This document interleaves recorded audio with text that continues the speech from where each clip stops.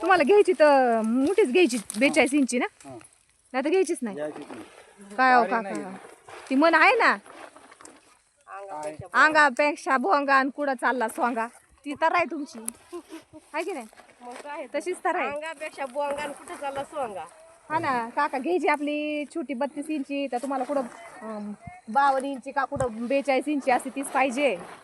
हा सांगा, असं कुठं असतं का? तसंच पाहिजे.